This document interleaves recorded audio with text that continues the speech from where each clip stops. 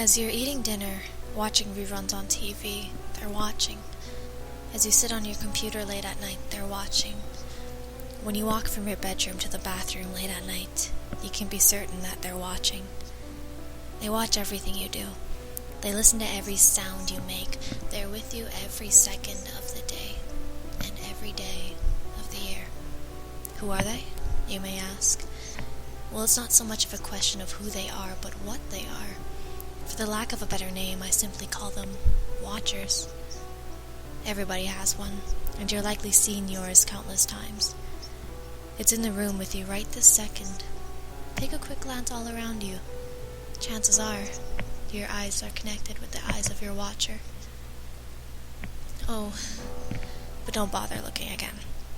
They can't be seen by normal people. We've programmed not to take any notice of them. They could be anywhere, though.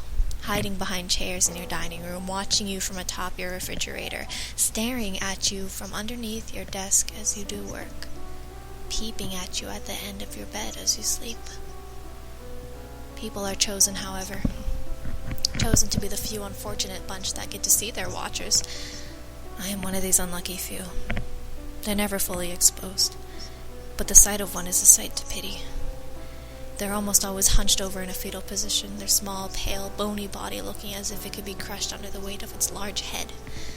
They have a large, black, soulless eyes. They are always staring right into yours, always watching you, judging you.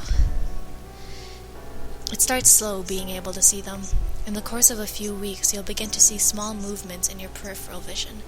You will throw these occurrences off as normal, well, until the noises begin. The noises gradually get more and more defined over 2 or 3 weeks.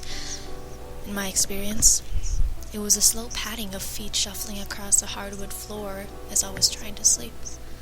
Then I began to hear it graze the shower curtains as I shampooed my hair. Finally, I can hear it whispering to me as I was alone in a language I have never heard before. For weeks, I thought that I was crazy. For weeks, I considered checking myself into a mental hospital. For weeks, I felt like killing myself. That is, until I finally saw it. Alright. It was about 1.5 years ago, and I was reading Robert Stevenson's novel, Treasure Island. As usual, I heard the slow patter on the floor coming from the furthest corner of the room to the end of my bed. Annoyed, I looked up, expecting the usual nothingness that I was used to seeing for the past months. When I looked up, it was the same sight I was used to seeing. There was, however, something about this sight that made me feel uneasy. Finally, I noticed it staring at me from between the bars at the end of my bed. I can just see the outline of its head in the dark of night. I quickly looked back at my book, acting as if I hadn't seen it, in hope that it would go away. I sat there paralyzed for what seemed like a half an hour before I looked up again. It was still there, staring at me, looking at me, watching me.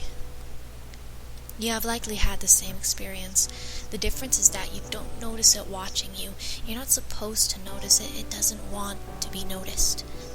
After a few days, I began seeing it everywhere, looking up at me from under the table while I ate dinner, in passing cars on my way to work. My watcher appeared everywhere. I scream at it to go away, but it just stares at me. I throw things at it, but it doesn't move. My girlfriend and friends all left me because they thought I was psychotic. My family keeps telling me that they can help me, but I don't need help. I just stare back, and it'll go away. I rarely move anymore. I figure that if I bore it, it'll finally leave. I'll just have to sit here and watch it. I'm always watching it.